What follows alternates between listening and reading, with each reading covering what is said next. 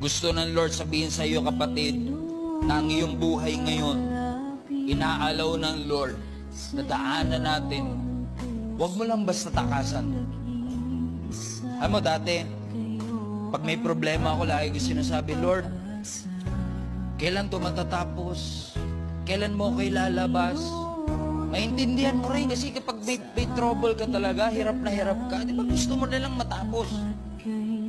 Pero ngayon ang tinuturo sa atin ng Panginoon, Lord, kung hindi mo tatapusin, kung hindi mo ako ilalabas, patatagin mo ako para ma-endure ko. Buksan mo yung mata ko para makita ko kung ano yung lesson na tinuturo mo sa akin. Buksan mo yung tenga ko para matutunan ko kung ano yung lesson na gusto mong iparamdam sa akin. So nagkamali man tayo, bumagsak man tayo, don't allow that mistake. Don't allow that difficulty and challenge to define who you are. In fact, allow that mistake, allow these challenges that you are facing right now to refine you, to test your faith, to strengthen your faith. Huwag mo hayaan na yung struggle na pinagdadaanan mo, yan ang mag-define sa'yo. And don't stay in that mistake.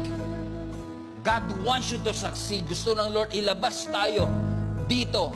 Matuto tayo. At masabi natin sa Panginoon, Lord, marami pong salamat. Hindi ko pinili ang sitwasyong meron ako ngayon, pero hindi ko rin tatakbuhan kasi alam ko may lesson kang gustong ituro sa akin.